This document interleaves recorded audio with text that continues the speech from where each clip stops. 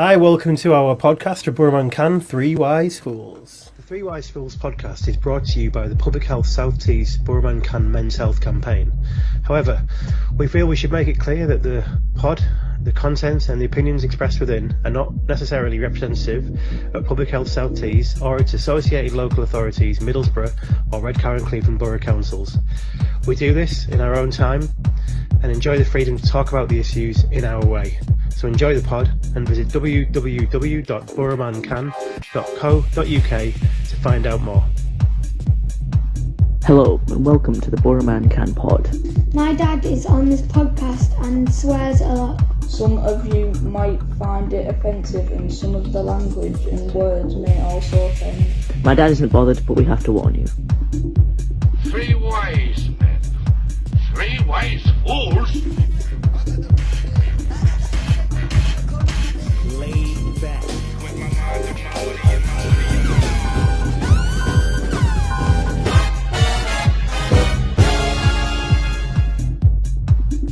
Previously on Three Wise Fools. So how has everyone's week been? Matt, how's your week been? Good. My fridge freezer broke, my toaster broke, Why have you got a combo? my iron broke, everything around me's been breaking. Oh, ironing. Yeah. That's a cheesy kid. Half a bottle of gin later though, it's a bit of a mess. So I put my camera on and I'm like, I think if we're going to compare foreheads here, we throw. But apart from that, apart from the wetness, Yeah, it's all good. bit of dampness. Moisture. yeah, go back to our main sponsor. Actually, So anyway- oh, sorry, don't worry about me. No, I've had a great week. Oh, Rich, how are you? Thanks. Dorison with a toenail.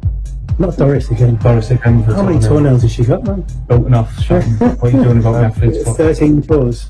And we've got nothing against Doris at all. Oh, he's too calling again. When men up, they do it in style, I feel. And it always, with the internet, I feel this is the best thing about the internet. A flapjack. Yeah. He was trying to warm me up in the bushes. Just to send out some nice positive vibrations to people who can shut their eyes and have a chill out and have a listen. And you can, any man can, a brother man can. Meh. Hello and welcome to you. This is the Three Wise Fools. My name is Idris and keep me company as ever is from my right. Matt. And of course, you've just heard our esteemed leader. What's your name again? Ricardo. Yes, Ricardo. Hey, Ricardo. So guys, welcome back to the studio. The last time we were together was at Playbrew. It was indeed. Enjoy that. Oh my God, that was great. I think before we start every pod, in the future, you should have 2 pints before you start off, basically, of the strongest beer that Middlesbrough can possibly put out. Seemed to work quite well, I thought, don't you, Matt? It was good. I enjoyed it. Loved it. Loved every minute of it. Loved afterwards. Stayed a bit late. Yeah. Then ended up back in there the next night. You But did. You did? yeah. Did you? But no, I thought Did you actually leave? just. But I thought it was really successful, and I think for our first sort of event on the road, it went really well. It was fun, wasn't it? It's a bit different as well, the atmosphere in the background, getting a few different guests on. We just had a laugh with it, didn't we? I It was thought, good. it flowed well. Yeah, and I had to Idris turn was the on fire extinguisher on Idris, yeah. Yeah. No, it's great to be out, and big thank you to Playbrew for hosting us, and also shout out to Anne as well for driving the desk. We're back in our radio studio today, and we got some guests on, Richie. So would you like to give our viewers, our listeners, a bit of a taste of what's coming up in the next hour? Well, we've got the usual man down coming up, and Matt's got some absolute belters, I understand, to share with us. But it's a bit of a different interview today. So man up is going to be about, we've got Dot Smith and Ricky Vasey from Recovery Connections in Middlesbrough, and they are the service that provides support and recovery services to people with addictions. And Dot's got something like 35-year career doing this, and has a full understanding of the nature of it. And Ricky's well known in the area for the work he's done. So we're very lucky to have them on, and looking forward to having a good open chat with them about men's health and addictions and so on, and just taking our listeners on a bit of a journey with it, I think. Yeah, we're always looking for guests to come on to the program. So if you're an organisation, if you're an individual that has a story to tell, then we'd love to hear from you as well. The email as ever is fools@BoroManCan.co.uk. So we'd love to hear from you as well. So that's to come. So Matt, how's things? How's your week been? Good. Really busy outside. Well, usually I'm complaining about work and everything, but this week it's just, well, I've had a funny 2 weeks really since the last pod, but some personal stuff going on which I won't go into, and just a lot of just busyness really. Kids football, a lot of coaching, a lot of just in the house for 4, back out, get back in at 8:30. So yeah, it's just been a bit of a busy one really, but I have to say, I've missed this and I feel like I'm back at home. Nice to have you back in the I do. home. I like it in here. I miss the pod. Oh, up here, sat here in this room. Yeah, I was initially planning to be in our social media studio, but Matt said, no, we want to be upstairs in the radio studio. So Yeah. I think he prefers this being in a semicircle, as it were. It feels more natural. doesn't it? In a semi. I love being in the semi. oh my God, it. From what I've heard, it's always a semi. He never really gets past the semi these days.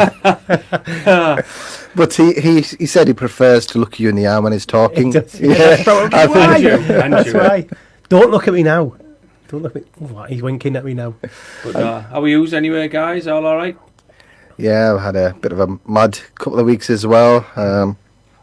We had a little bit outbreak of COVID-19 in Middlesbrough, so I've just been working on that as well as part of the public health team. Cases. COVID-19 cases. Yeah, No quite- deaths, so. No deaths, yeah. There's a spike in the number of positive cases and just a cluster. So, yeah, but thankfully we managed to get on top of that. Matt, stop it. What are you doing? Are you playing What have footsie I on done? the table again? The chair. Oh, that's why I like to sit close to you so you can keep playing footsie. He does so. But I've noticed he's got a special technique he uses for yours. He's a bit rough for me. You know, Oh, so, is he? Yeah. He's just trying to play footsie under the table. Is he? Again, it's just his style, isn't it? You know, but like I said, he'll never get past. So yeah, it's been busy with that and bits and pieces happening here at the radio station, and I don't know, just generally life. It's been a bit manic last couple of weeks, so I could do with a holiday definitely. Paul South said thanks for you. Yeah, From the yeah, football club. yeah. No, I think we had a few shares on that. The Fit Borough Fit. Football fans in training. Yeah. No, great initiative. I know a couple of people that went through the last round and really enjoyed it. Yeah. So if anyone is wanting to, lose some weight, get fit and healthy, have something positive doing there, within their life, then definitely great initiative.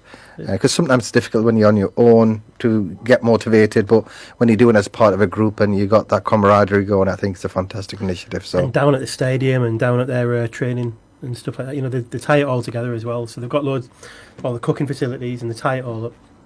It's really clever what they do, but I think the big draw is the football club ultimately. But it's good. Maybe we should get them on the show in a couple of shows' time. yeah, we had a few different suggestions in terms of who we can get on the show in the next couple of weeks. So I'm not going to say there's a waiting list, but there's a few people that I want to come on, which is great. I think a few people seen the pod just on Facebook. Yeah. So yeah, if you're watching it, please hit the like and share button as well. And if you're in any sort of employment or work groups, then just share them in there as well. So I shared that message from the train station. Well, I'll come to that in a bit, but that's had quite a few shares. That was quality, that. Yeah, we'll come to that in a bit. But it's if you go on the MFC Foundation website, you can find the programme on there. I know he just messaged me yesterday. He said he's had 18 blokes and I think it was 6 women sign up already because it's a mixed programme. I mean, it's it's not just for men, but it tends to attract more men, and that's fine. But yeah, so yeah, he's well up on the numbers already. So, but he's got more. He can take more on board. So that's all good. Good. Good project that. How have you been?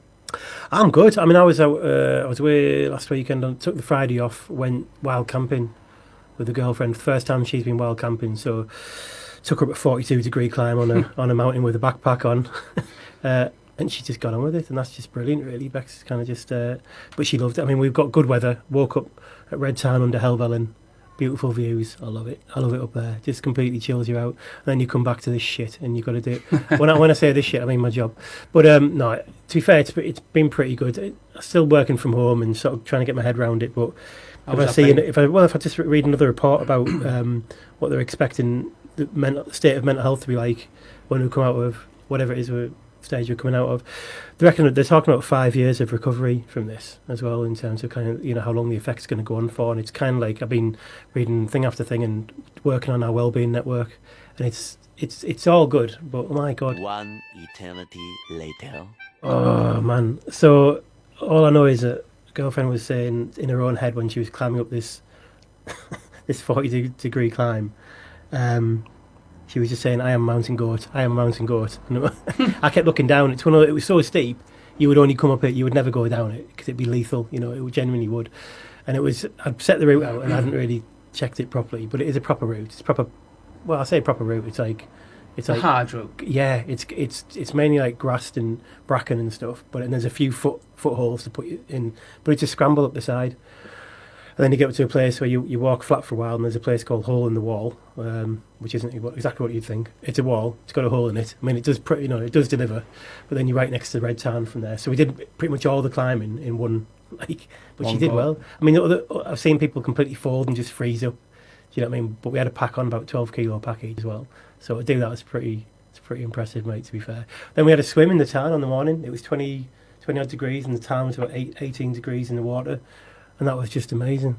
Absolutely sounds amazing. Oh, mate, honestly, it was. That does it. I'm not sure about the climb, though. No. Yeah.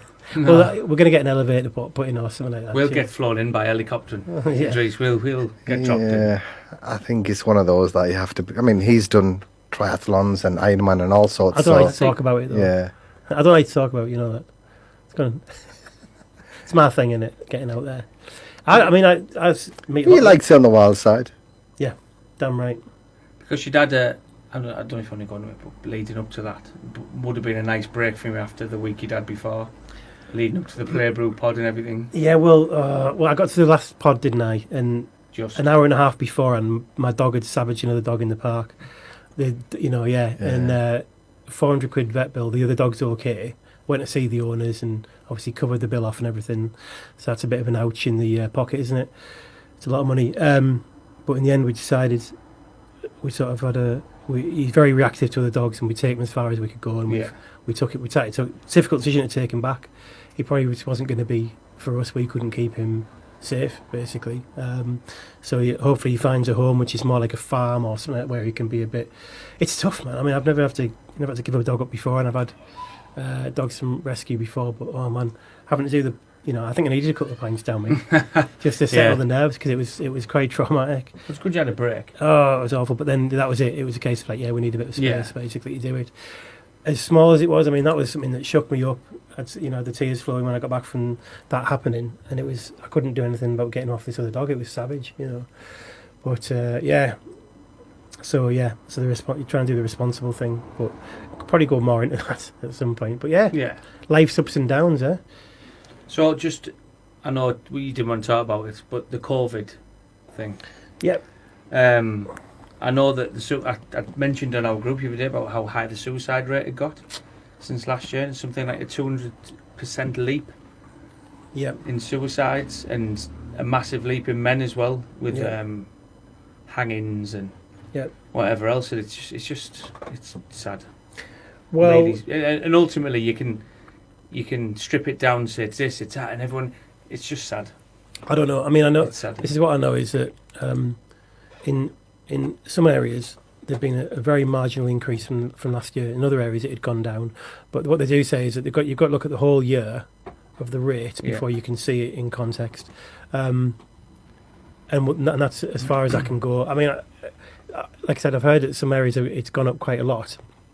It doesn't take a lot for it to go up 100%, because we're not talking about huge numbers in that respect. Yeah, it's weird, but genuinely, the message is until we see the full year, we can't really put it in any perspective. So actually, it might be worse in the future. We don't know. We hope not, but it doesn't look like locally it has been that massively significant at the moment. What we do know is that they're expecting a massive surge in terms of mental health need. at some point, and that's in all the reports you read. You know, the effect of lockdown. Look, you want my personal view? I think like it's pretty clear that the number of people that have actually genuinely died from COVID is unknown, and therefore it's probably likely that it's a lot lower. I like looking at sense making of what's going on. Vernon Coleman online is become quite controversial, but appears to only be drawing on the same facts of the information that other sources are out there. I just know there's a lot of people who. It's not something you want to see the nation divided over, is it? You know, do you wear a mask? Don't you wear a mask? I think it's dividing people up. I agree. I spoke to a couple of people at work the other day who have said it's starting to affect their friendships with people because they might be controversial, yet the friends might be saying, well, we should be in full lockdown for the next 6 months. It's disgusting, and it is causing division. So a mate of mine I was talking to today, we were on about the mask situation, and I was saying I don't wear one. And he said, do you know what? He said, I don't agree with it. But he said, when you've got old people walking around shops who are genuinely petrified, they will get frightened by you not wearing a mask. And I kind of took that on board a bit. I thought, yeah, you know, sometimes I think our own views are strong, but if you're going to frighten, you know, some old lady or man walking around, it's hard though, isn't it? It's one of them. Right, guys, we're going to have to move along because our guests are waiting. I think what we're going to do is switch things around, if that's okay with you. If we go with Man Up first. Yeah, what's going on, like? Motto. I want to welcome onto the show. We've got Dot Smith, who's the Chief Exec of Recovery Connections in Middlesbrough. She's been working there for the last 5 years and has a 35-year career in mental health, addiction and recovery. She's joined by Ricky Vasey, who is the Rehab Manager for Recovery Connections, who's very well known in the area for the work he does. We're going to be having a chat with them today around men's health, recovery, addiction, the nature of all of it. And I'd like to thank you both for joining us today. It's a bit of a privilege to have you come and talk about these issues. So, Dot, first of all, how have you been finding the last 170 days or so with lockdown and all the things that have been going on? Wow, 170 days. Yeah, it's been challenging. Ups and downs, like most people. Working from home isn't something I particularly enjoy. I find it much more tiring than being in the workplace, and being disconnected and removed from, you know, the services that we provide is really hard. I enjoy being close to what we do. So yeah, it's been difficult, definitely been a challenge. But you know, we have to find our own coping mechanisms really to help balance the good with the bad. And yeah, if it's 170 days, then wow, yeah, I think probably for 150 of those days I've done all right. For me, I've been working in the building throughout. We're a 24-hour rehab, so manned constantly, and my shifts have been from 8:30 till 4:30. We've obviously had to introduce a lot of new procedures, new ways of working, new safety procedures, and keep everybody safe in and out of the building. It's been a tough time, but the beauty of recovery, I suppose, is that you learn to change, you learn to deal with change, and we've incorporated that in as we've gone along. So, yeah, in Middlesbrough, we provide a residential rehabilitation programme which is 6 months in duration, and that has been active now for 3 years. We only have capacity for 6 residential people. We did have 8, but because of COVID, we've had to reduce the occupancy to ensure that everybody has their own self-contained flat. We also provide a full range of recovery support, and we now do that through Zoom. So 7 days a week, we've got a schedule of structured programs or just social meetings. We also provide telephone support. We're starting now to plan to do some in-person activities through the community garden up in Beechwood, or using our venue above Fork in the Road. But largely the crux of this the whole support that we offer is around connection and around peer support, people with lived experience, and helping others who just want to either achieve full abstinence-based recovery or just reduce the amount of drugs and alcohol that they're using to safer levels. Right. Okay. And is it, what sort of addictions do you treat? I mean, are we just talking about alcohol here, or is it? It's primarily drugs and alcohol. Yeah. And I suppose, it might be worth starting at the absolute basics. I mean, how do you define addiction? I mean, is there a line where you draw a line in the sand and say, well, there's a healthy use of alcohol or any substances even? At what point does it become an addiction? Yeah, Ricky, do you want to pick that one up? Yeah, no problem. Thanks, Doc. So for me, I would describe addiction as when a person loses power of choice. I try and keep things quite simple, really. So when I'm influenced by a substance and I'm continually drawn to that substance, person, or whatever my addiction is, then, and it becomes unhealthy and it takes over and it becomes obsessional, then that's when I have to do something about it, or become aware of at least having a choice to do something about it. Okay. So the nature of it is, the word dependence is probably quite important in there, is it? It's actually something that people lean on then, or the relationship with it changes somehow? And what can happen, or my experience is that most of us have a try of alcohol at quite an early age, or whatever it is that we choose to use, and then over a period of time, it just becomes a way where we can deal with certain emotional situations, or to feel better, just basically to change the way that we feel. At some point, however, it changes to dependency. And it becomes a way of living. I think of people as unique and individual. We all have different experiences in life which impact on us in different ways. What might be a big deal to me could be really insignificant to you, but I learn how to deal with that in an unhealthy way through using a substance, and that can then turn to dependency. But then there's also along the same lines, it could be peer pressure, it could be that there's many different routes, but trauma's usually in there somewhere. Yeah.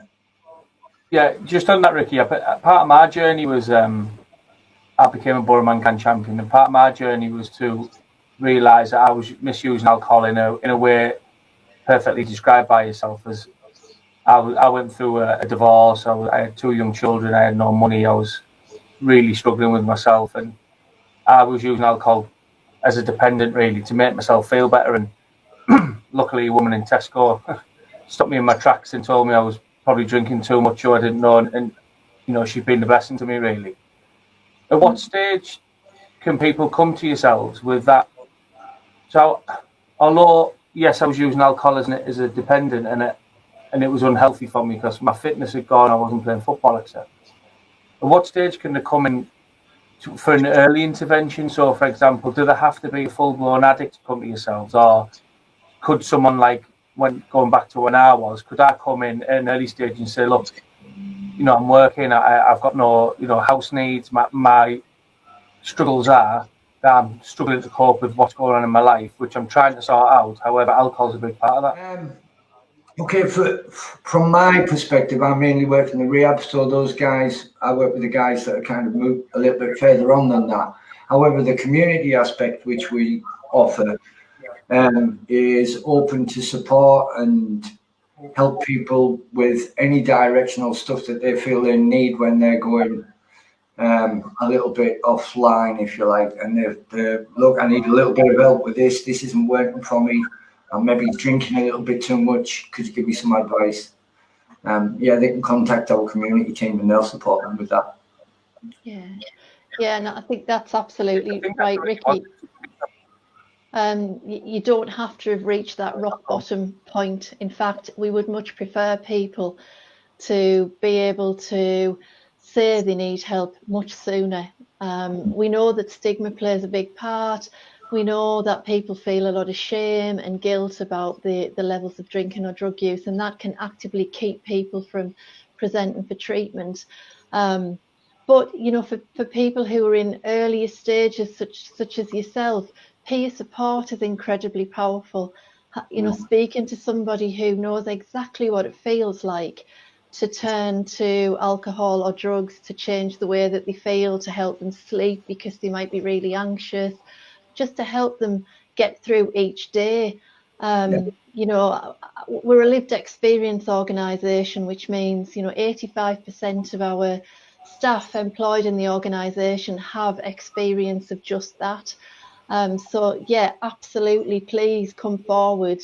And no matter what your concerns are, you know, if you feel drinking half a bottle of wine on a night is too much, that's absolutely fine. You know, we don't set a level. It's about how you feel about your drinking or your drug use. That's the important thing. What we hope to do as a charity is help people be better informed around drug and alcohol use, the full spectrum from, you know, unhealthy levels to full-blown dependency.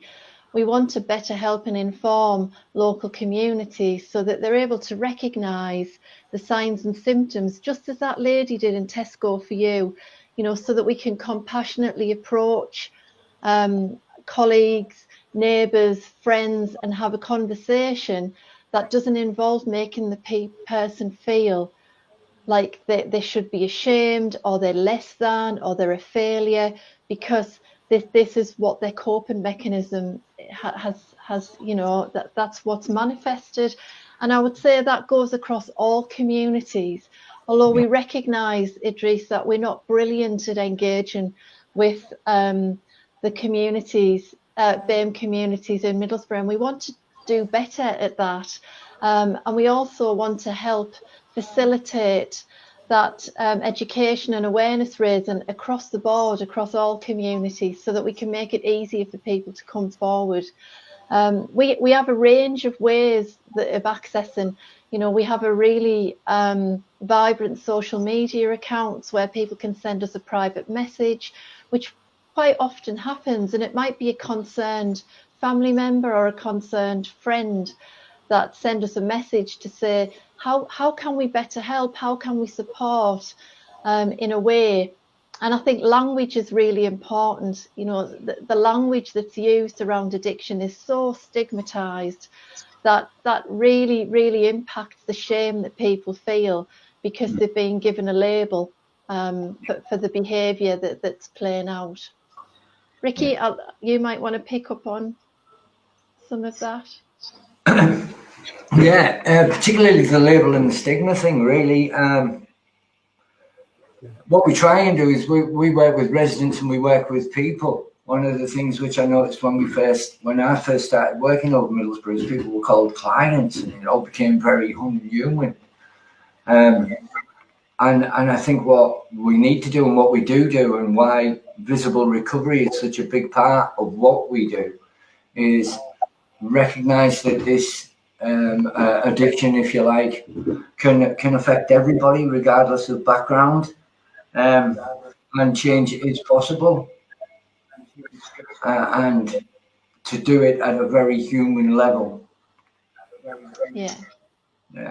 And one of the things which I kind of go on a little bit about is it wasn't that long ago that I was sleeping under bushes and you know, living in a three-wheel van in the Thornsby. In fact, I did my detox in the building I now, which is the rehab, which I now manage, which is, you know, that's a bit of a turnaround, isn't it? Yeah, I mean, I think the power of lived experience is incredible. You know, that we see time and time again people that feel hopeless and don't feel that they'll ever make positive changes in their life be inspired by people who have been, as Ricky said, been exactly where they are at that time. That just that belief that it's possible.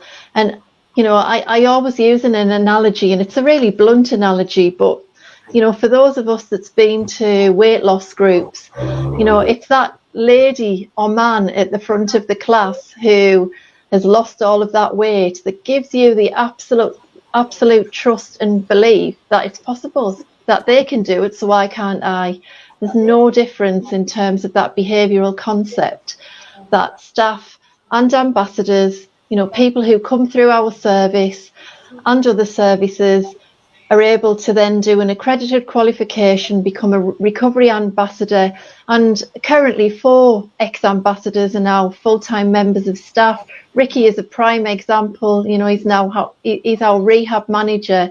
He's incredibly skilled, incredibly competent, a absolutely inspirational individual, and you know, that is, you can't get any better proof that the place where you are now doesn't have to be the place where you can be in the future. And for us, we don't define recovery. You know, abstinence is achievable for some. For some people, they don't, or you know, don't want to achieve abstinence. That's okay. The residential rehab is an abstinence-based program, but the community is about supporting people to achieve their life as they define it, not how we think people should live their lives. It's about helping people to live their best life. You know what, they were great words and well said, and I think to have that story in your rehab manager's been through what he's been through, I think because we are a local podcast trying to support local men and women, I suppose, all people around here want to hear is some truth and some honesty. And I think for someone who's been through such struggles to just sit and tell people, look, I've been through it and this is where I've come from, it is a massive inspiration for people. You know, you've slept rough in North Ormsby, which I wasn't aware of until you've just said. And for people who are struggling, that is a massive thing for them to cling on to. And you probably are their inspiration and their hope, I suppose. And, you know, telling people how it is and keeping things simple is what we as men need to hear, especially around here. Mm. Yeah, and I think to add to that, for me, it's about mutuality or equality. I think that's a big part of it. I'm no better than anybody else, you know.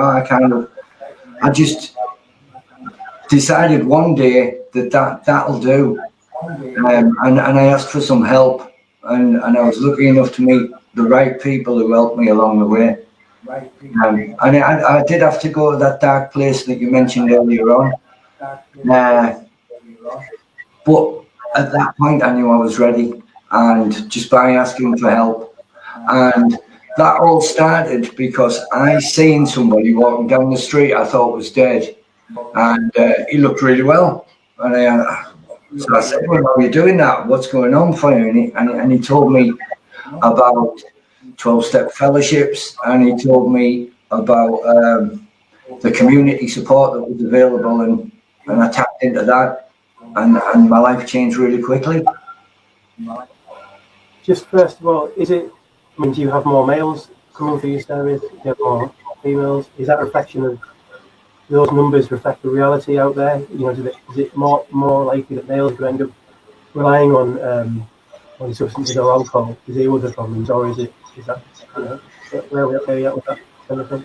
Certainly, from the rehab point of view, we generally have a slightly higher number of men than females, and I think that's to be said for the community as well. Females or women can sometimes have barriers to come into treatment, and that could be that they've got children, or there's often concerns around child protection processes. So quite often women may take a little bit longer to come forward for help, but generally the split really is probably about 60% men in our treatment population. Ricky, hopefully you'll agree with that. I was nodding that, yeah. I think you're right. Yeah. And I would say that one of the biggest things that gets in the way for the men, although we are getting roughly 60%, is pride. Unfortunately, pride is a tough one. And I'll use my experience, although I've worked with hundreds of people. I'll use mine. I didn't want to admit that I couldn't control what I was doing. I didn't want to admit that I had lost my choice. I didn't want to admit that what people were saying was right. I didn't want to admit lots of things. I could make so many judgments on the reasons why I shouldn't go into recovery. And I knew I had a problem at 24, but I didn't come in to recovery for a long time till after that. Yeah, and I think that's typical of what we see, isn't it? It's progressive. You know, people tell their story and they can pinpoint the time that they realised they maybe weren't drinking like other people, that they were drinking to the point of falling over and blackout. And it progressively gets worse over the years to the point where that daily dependence is evident. And so, is there? I mean, you talk there about pride with men. Certainly, one of the things that we found from the mental health insight we've done in Middlesbrough is that one of the barriers for men is exactly that. It's actually overcoming what I think is the first step of this 12-step program we've used, which is I have a problem, recognising that I've got a problem. And so, you know, our perception has always been that from the work we've done with men is that that's one of the biggest barriers for men, full stop. Men will tend to, seek their own solutions. They'll leave health problems longer before they deal with it. And obviously, the inevitable thing is that things will be much worse by the time they get to help. So, is that? I mean, that might not be uniquely a male thing, but from what I've seen in terms of what defines masculinity and so on, is that might well be one of the biggest steps to get over. And actually, once you're beyond that, then you're away really from there. There's obviously a whole range of other things to get through, but is that it? Is that the biggest thing to get? I've got a problem. I need to get support. It's certainly one of them. I was fortunate to meet a lovely lady who once said to me, the truth is surrender to win. And I could get my head around that, because that didn't mean that I wasn't, I was losing and I was a failure. It just meant, I'm coming at this from a different angle. And that was kind of a bit of a game changer for me. Men interpret things as slightly different. Actually, I'm not saying that I'm a failure. I'm not saying that I'm this. I'm not saying that I can't do this. What I'm doing is saying I can't do that, but this is what I can do. And the list of what I'm free to do just by not doing that is immense. And I think once guys get their head around that, or it worked for me that way. And I see it work with the people I work with. Is there something that happens when men accept that? Like you said, I think it's a great way to put it, by the way. Surrender to win. So when let's say males surrender the fact that they're going to need support to do it. I've got a problem. I'm going to need support to do it. Is there a rapid change? I mean, I've seen the word spiritual transformation used, but actually that has all sorts of different. People can suddenly feel like they're well down the road of recovery just because psychologically they've made a decision to give that up. Is that something that has to be managed? In terms of kind of holding people back sometimes, saying, look, it's taking there's a long process to go through here, and feel like they've had a rapid turnaround just because of it. Is that something that has to be managed, or? The word spiritual, the way that we kind of look at it, is it's the individual's opinion of that, as long as it's from a positive or benefit side. So some guys in rehab may come from religious backgrounds or have firm beliefs that they've had since they were children, and that kind of helps them go along with that. Some people hear the word spiritual and they just don't want to really engage until we can kind of say that, look, it's your own understanding of what that means to you. Because what people need to do is create their own version of their program so that it keeps them well. It's not a one shoe fits all. When I say the 12 steps, they're unique to the individual. A lot of people might hear the word spiritual and think and hear religious. Actually, it's not at all. There's a sort of, it's very much inward looking is the impression I've always had. In fact, I would be lying if I said I hadn't been through spiritual experiences myself, but that are literally a case of looking at myself, looking at the things I want to carve off that I don't think are helpful, the behaviours that don't produce any good for me. And that's tough, because ultimately it means recognising that there's things about yourself that you might not like, and that things that you haven't been doing well enough. That's a huge step, isn't it, for anyone that's trying to improve their life? Yeah, well, you mentioned step one earlier on, and step one is basically powerless over alcohol or my substance of choice, and my life has become unmanageable. And part of that is done by looking at how I became obsessional over my substance, how I craved my substance, and also how it then made my life really difficult to manage. Not being able to manage money, not being able to manage relationships, not being able to work, not being able to. The list is quite endless on how a substance can affect an individual and the relationships around him. I wasn't able to manage myself very well towards the end at all. I just wanted to say there might be men listening to this when this pod goes out, could be affected by it. And we always say on the show that you're not alone. We have some great services in Middlesbrough, like Recovery Connections and Middlesbrough Recovering Together. When people go there, you'll find that they're very open-minded. They've heard it all before, the staff there, the people that work there, the volunteers. They're not going to act surprised, and they'll be very, very supportive. Something I've found is that those who I've met, who have been through recovery, are some of the most together people that I've ever met in my life. And I referred to this before.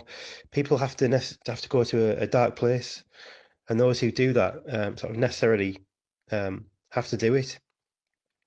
So I would 100% encourage more people to get that support from the services that are available.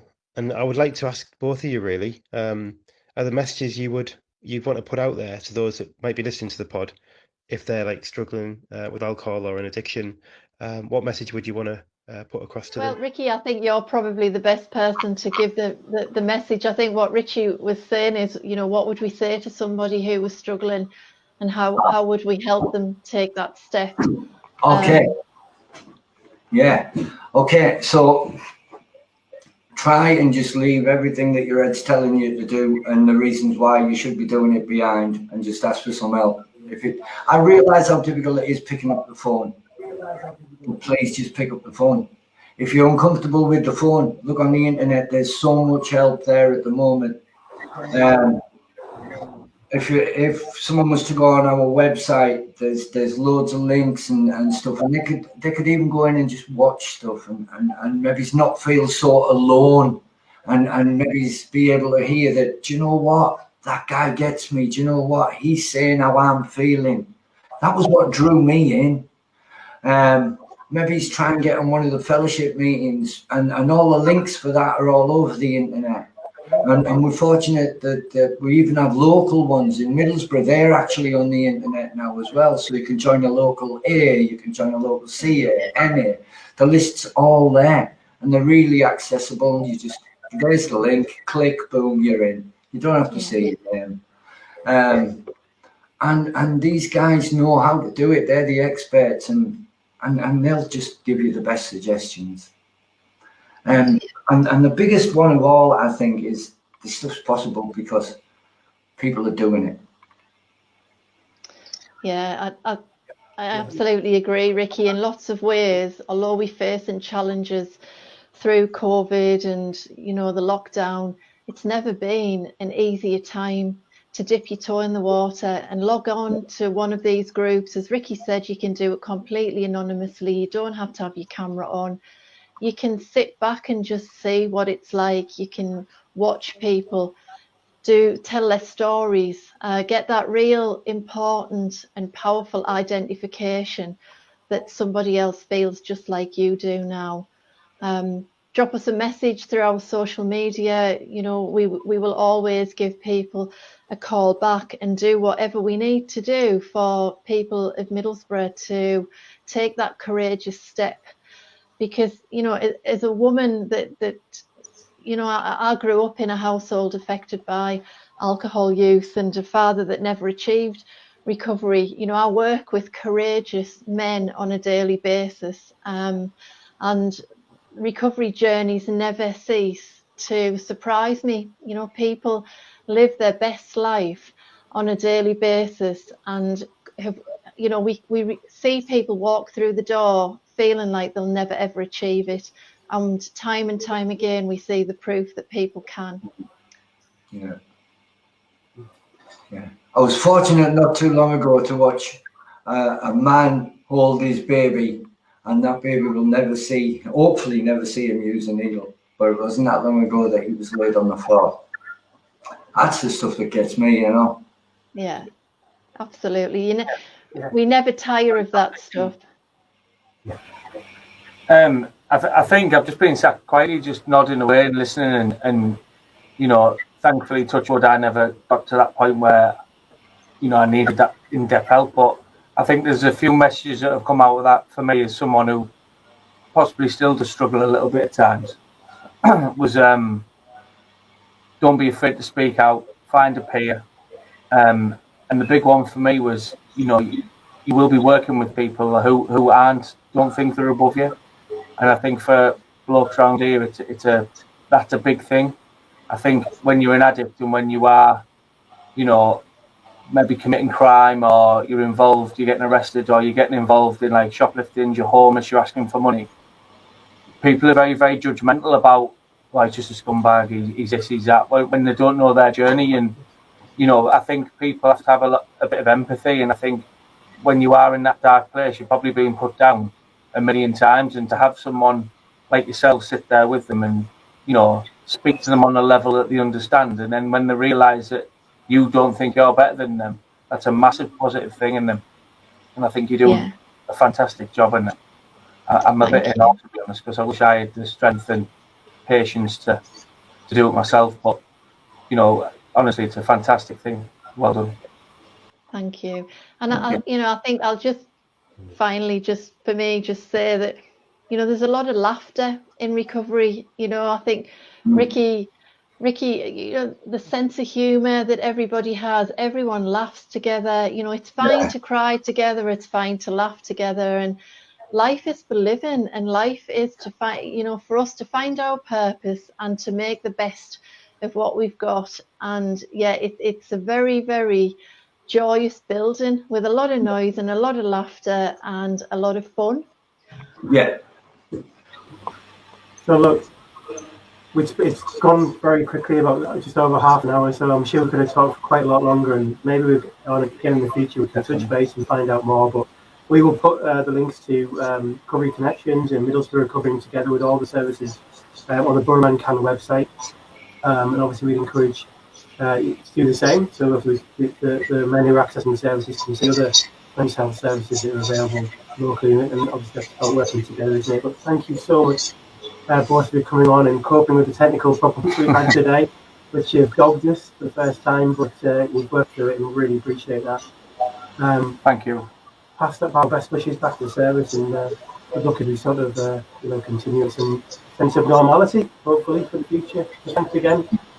Thanks very much. It's been a pleasure. So much. Just a quick break from the pod to tell you about the campaign. BoroManCan is a men's health initiative that aims to increase male access to health services through the use of role models and inspirational stories. Visit www.boromancan.co.uk to find out more. Thanks for listening. Let's get back to the pod.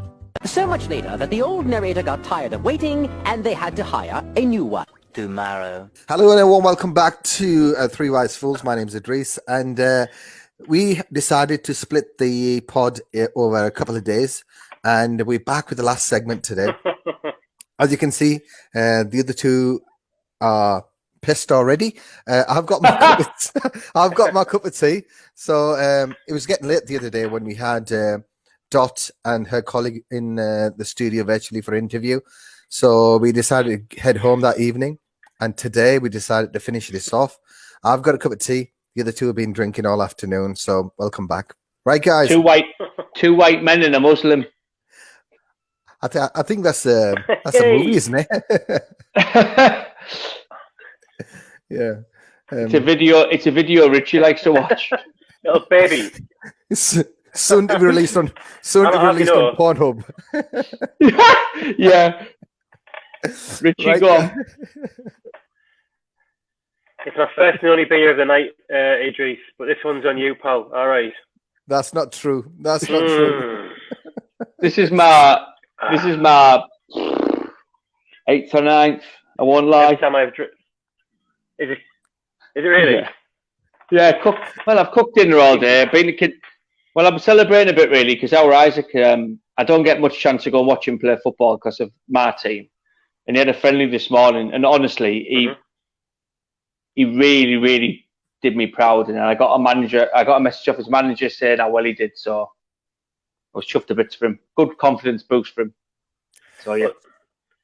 It's your first drink of the month, Matt, so I think you're allowed it. It's about my 400th drink of the month. Got it under. Oh, do you even remember the interview we did? I think I'm now a participant. It was a great interview. But I think it's time for our man down. And go on, Rich. Maybe we make a referral for Matt after this. I'll give Dot a call after this and just say, look, I'm a little bit concerned about. No. I'm just worried if his son does really good at football 5-6 days a week. Do you know what I mean? He might develop a problem. George Best. If his son keeps getting better at football, I know. George Best. I thought, Idris, going back on that though, the interview that we did do, and what people will see is it was. I know we had some technical issues, but it was a fantastic interview, and I think it was something which really hit home with me. It was something. Obviously, I've struggled with alcohol in the past and using alcohol as a bit of a crutch. But I thought it was something that really, I wasn't expecting what we got, and I was sat thinking, Jesus, I could recognise a lot in what they were saying in myself. And touch wood, I never got to that dark place, but I think what they're doing is a fantastic thing, and I think the humility that they both show is something that really, really is fantastic. And I think, like I said in the interview, a lot of blokes down there will resonate with. And what I felt was a lot of warmth and passion from both of them in terms of their work. And I don't think they consider it work. I think you can see from how they talk about the subject that they really, really care about their client base and the people that they work with, which is really great to see. Yeah, I agree, and I think the fact that he came out on the pod and said he was homeless, and it's absolutely amazing. And I think I can relate to a lot of what I do at work, and a lot of what I do with a lot of things outside of work, like the kids' football that I do. That you've got to relate to people that you're not better than anybody else, and you don't think that you are. And I think when you show humility like that, especially if someone's struggling, whatever that is, whether it's alcoholism, drugs, depression, anxiety, I think if you show some empathy and say, look, I've been there, I don't class myself higher than you, I think you're already 20-30% there for me. I think if I met someone who was like that, I'd think, do you know what, I'm away with them now. And it was a brilliant interview, really, really fantastic. And Rich, well done for getting them on, because it was a really good thing. No problem. The way I feel about it is that it underlines the point that, people do shameful things, but you've got to accept that, you've got to lean into that, you've got to accept the vulnerability as you go through that process. And when you've been through that, they know that to sort of achieve sort of joy, happiness in their life, you have to be comfortable and get completely accepting of that vulnerability. And I think that's one of the things that makes people who have been through the recovery journey such a pleasure to be around, because they are people that have let go of the rares and graces to some degree, and it's kind of there is no shame, because you can have it could happen to anyone. Overcoming it is the exact opposite of that, having to go through it. And yeah, it's a vocation for them both. I think if we ever got them back on in the future, I'd dig deeper in terms of their personal interest in it and how they think, the intricacies of how people get through that, really, as well. Well, it was phenomenal, even that short amount of time. We managed to get a lot out of them in terms of their expertise and their experience. And hopefully it can motivate a few people to make use of their service. Yeah, and I think as well that, I know we discussed it, but I'd like to get them back on and speak about, obviously we're trying to make mental health a bit more lighthearted. in this area about like when they were saying we have a laugh for things and we cry laughing all the time, and we never really got round to like some of the stories. I bet some of the sub stories that come with that are actually quite brilliant and something that we could probably all relate to really, where we've all been in a bit of a shit place, and it's like, well, hang on, you know, I've been in dark places at work and I've used humour to get myself out of it, and I think I know a lot of lads in the army and the navy, like Dave, the previous guest, who they relate to like humour as a way of getting through things, I think, and I think it provides a camaraderie with people as well, and if you take the piss out of yourself, you're in a good place, for me. Definitely. Yeah, I agree. I completely so agree. definitely, I think it's an opportunity for us to maybe have another conversation with them in a few pods, and I think something we need to revisit.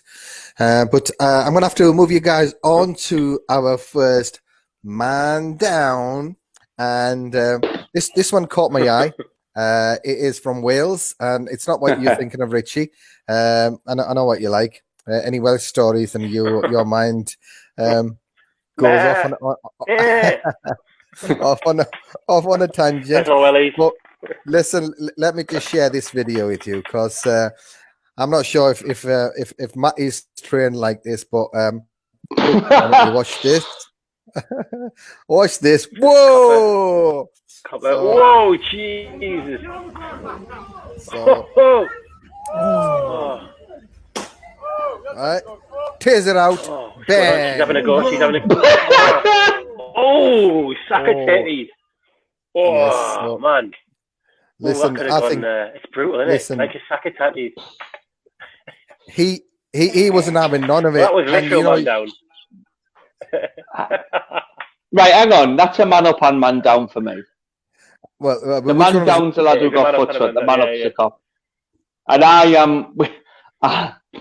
I'm not saying too much due to copyright, and I'm not getting involved in that. But that lad had clearly had enough, hadn't he? And he was like, "Do you know what?" He wasn't taking that shit. I can't believe I can't either like the leg swipe more or the sack of tatties going down head first. I mean, I know it's brutal because you could land on your face, couldn't you? But can we say it again? Can I say it again? I need to say it again. I'm gonna. Please. I'm gonna share it with you guys again because I know you love that. I think I enjoyed the second part. Listen, if I was a police officer and there's 4 people being aggressive towards me, you know, it's you need to do what you need to do. So let's reply. Listen. It's a difficult job, Matty. I don't think I can do it, and. Do you know what I love about it? Do you know what I love about it? Do you know what I love about it? Watch it He's again, on his own. Bang. Watch it again. Watch it again. Look at that. Whoa. Did she punch him? Did she punch him? She felt that. She did. Yeah. She definitely did. She definitely did. She swung at him. And I love the fact he just goes on his radio, asks for some backup. Brilliant. Brilliant. No, that was good. So, man up there. Wow. Hats off. We always like to talk about the lessons in life, don't we, on this show? Never try and punch a copper. I think that's the lesson here, isn't it? Yeah. It is. And, well, I'm not getting involved in this conversation. I'm just staying out of it. But do you know what's happened recently with the police officer? And I think, you know, we don't... you know, that sentence lads got for killing that police officer, I think was atrocious. And I think sometimes, you know, we need to stand back and appreciate the work that they do and how dangerous it can be. Because I don't think I personally can do it. I couldn't deal with all the aggro that they have to, you know, and just, you know, bite your lip and, you know, be professional about it. And, you know, it's a really, really difficult job, and it's getting more difficult every day. So, yeah. Absolutely. So I know Matt's not going to make it. I know. No, I think you know, from experience, it is very difficult, and I think it's something that I think you've got to take it like any emergency services. You've got to look at it as a vocation. You've got, and then you you've got to worry about yourself. You've got to look after your colleagues. But ultimately, the top and bottom of it is you've got to look after yourself. And if you're feeling that sort of danger, I mean, I can't fight sleep, but I've been in situations where you have to fight, and it's awful, really. But listen, I'm not getting too involved with it, but yeah, it is what it is. Talking about getting a good walloping, shall we head over to our next story, which is Ross Kemp, and he's got a swollen lip. So I've seen the state of that.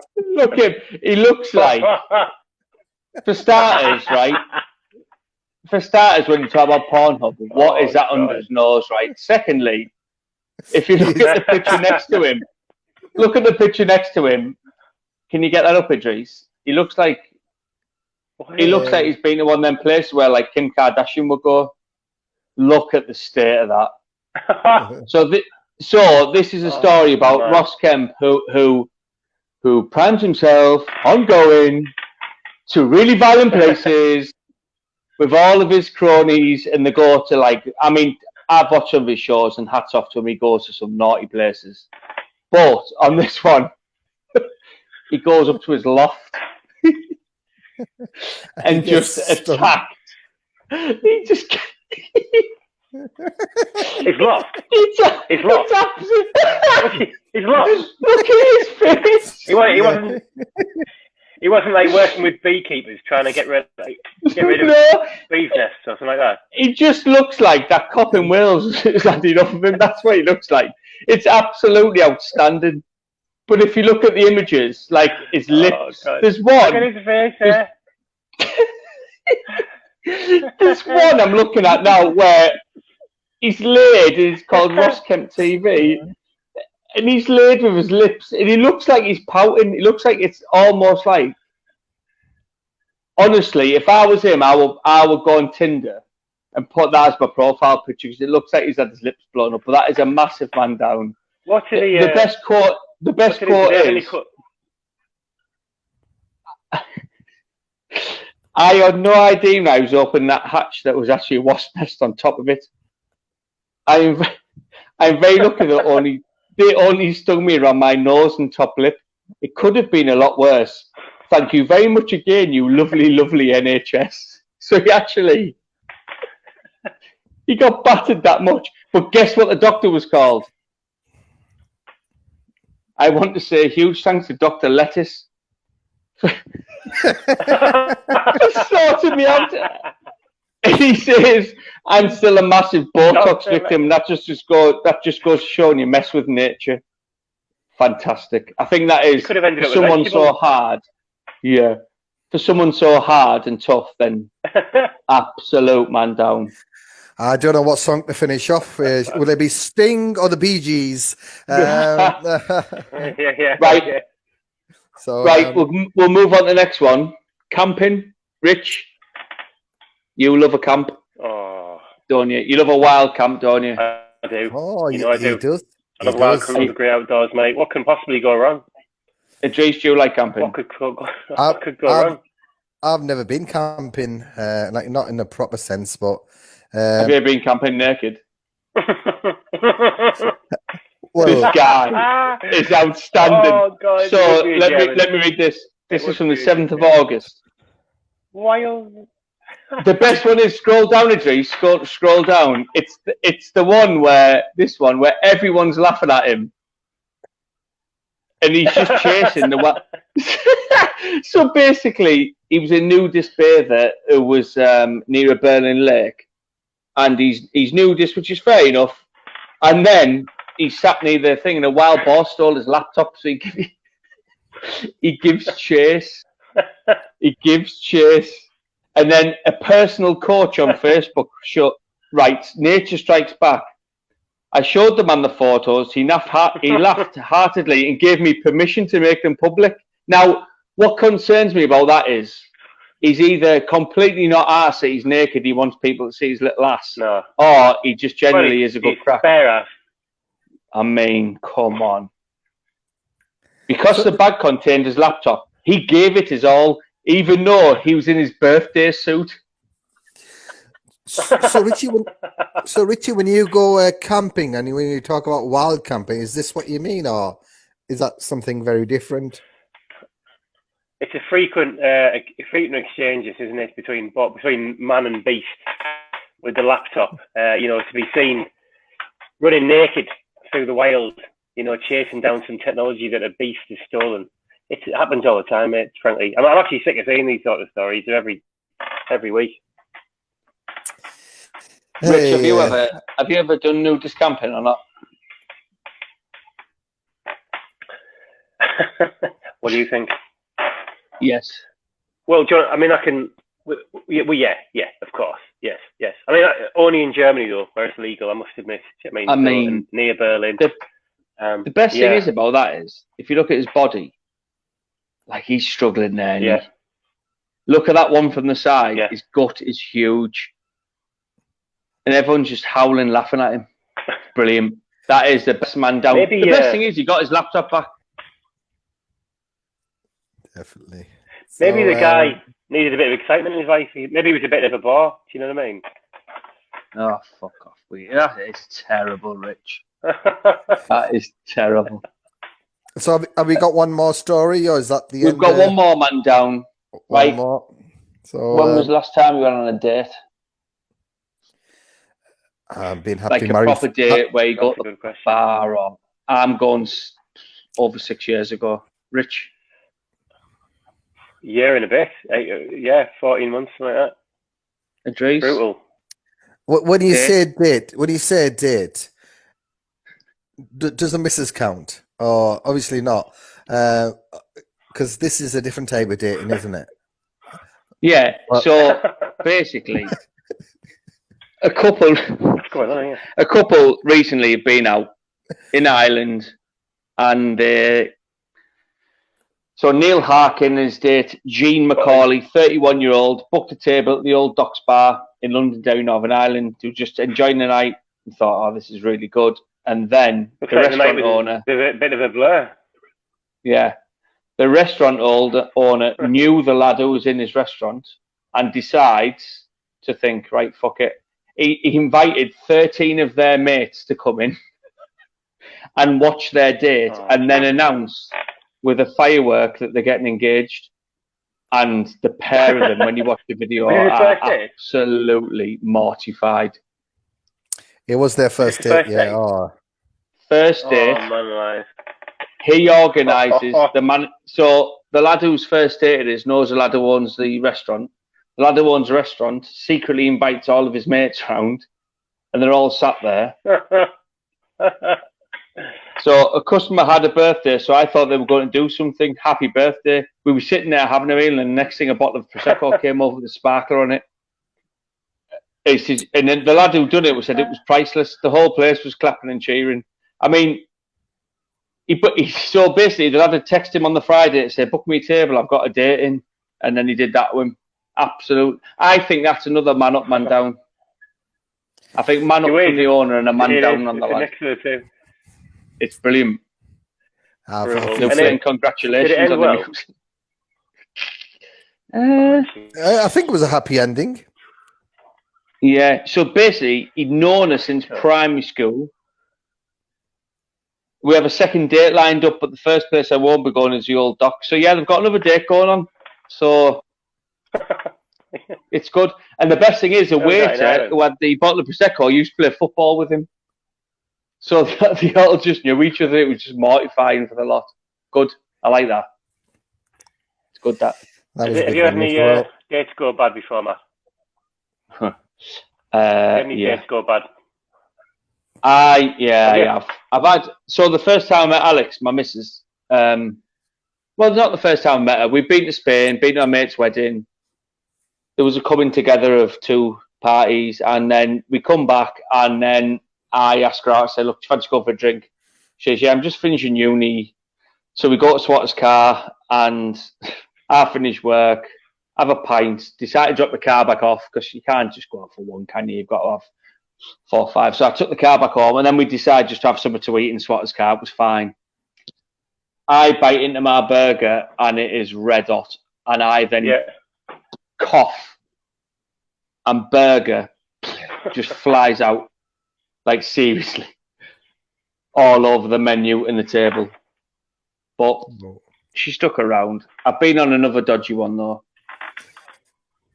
Adricia like this. So when I was about 18, 19, I fancied this lass in the town for ages, and she was really nice. And I was like, oh yeah. And do you know before phones, you used to just stare at a lass in a bar and hope you get eye contact, and the next week you'd see them again, stare again.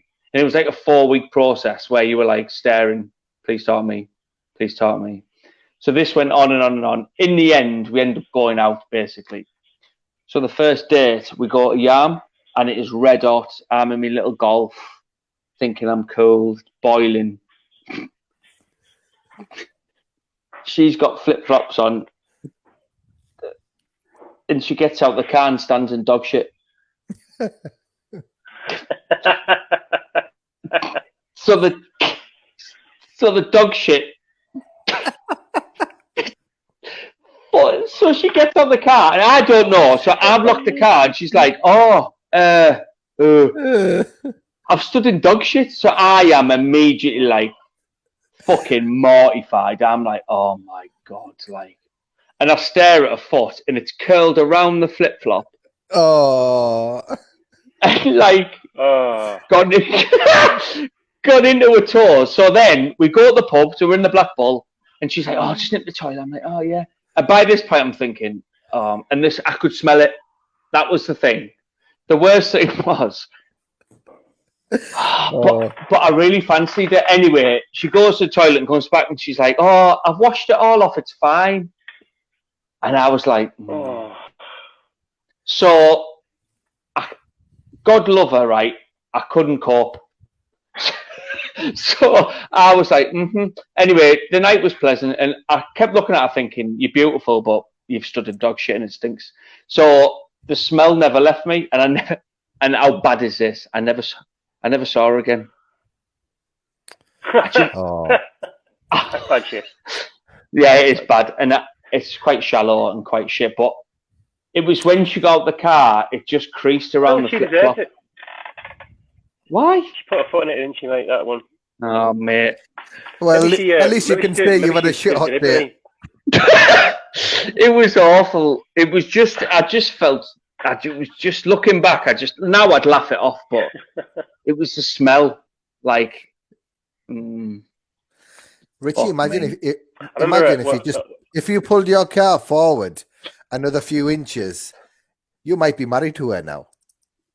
Just imagine. I know. You never know, do you? Destiny. I know. Dog shit destiny. Rich, any first dates gone wrong?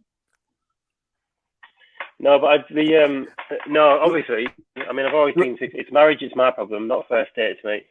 It was. I remember. No, Richie, why don't you tell him? Richie, tell him about your that Grindr experience. Tell him about that, the one that you told me about before. The what? You know that which one? The Grindr one. You're the guy that you met on Grindr. You don't. Has he told you? Has he told you about that? That was a shit experience if I ever heard one.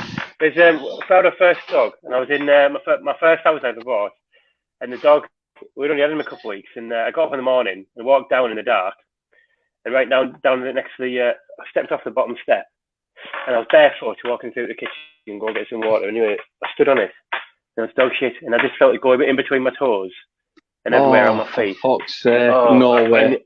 Like, carpet, and it pressed it in the carpet, in between my toes, and I looked up and it just like, you know those things that lasses put on to like do the nails and they go in between the toes? It was like that, but just pure shit in between my toes, just sticking up, and I'd like hobble through. I'd say, what? You know what? How do you start with that? I mean, kitchen towel, digging it out, and then what am I going to do with the kitchen? Oh Jesus! I get a bag in there, and then is it them foam things? Oh Christ! Them foam things are put between the nails. Like, it was like those to things separate the toes. Yeah, you have like your toes like that, and yeah, like that, and it's oh god. And it was just it went through perfectly. You know, it was like fuck, like that, just straight through. Oh man. So I can feel her pain, but she was protected by flip-flops, which to her benefit. And maybe it was destiny for her as well. You know, she could be anywhere now. She could be anywhere. She might be barefoot walking the world. You know, might have opened her mind a bit. She might just be walking in shit everywhere. Just never know.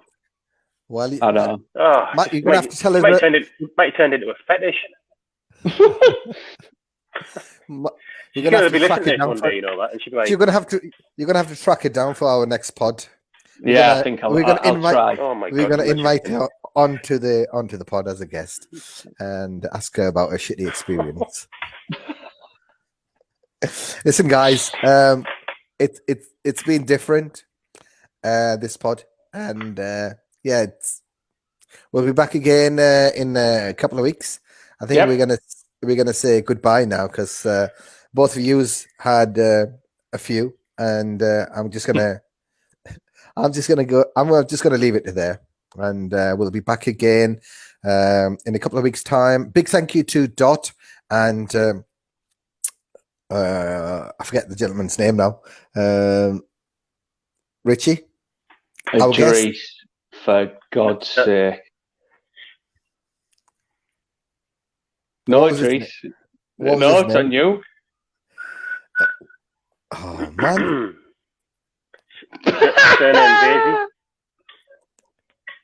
What was his name? I forget now. It was a few days ago now. Alcohol can really affect your short-term memory. I've not had any alcohol. I know it's terrible. It's Tetley tea. It's Tetley tea. I won't tell you, Mum. Right, guys. Big thank you to Recovery Connections. You banned from the mosque. Big thank you to Recovery Connections. Just cover it in a one. Cheers. Yes, indeed. So, guys, you guys take care of yourselves, look after yourselves, and we'll be back again. So, what we're going to leave our listeners? We're not going to leave them with anything. We're just going to say goodbye. See you later. Stay. Okay, goodbye. See you later. Is a men's health initiative that aims to increase male access to health services through the use of role models and inspirational stories.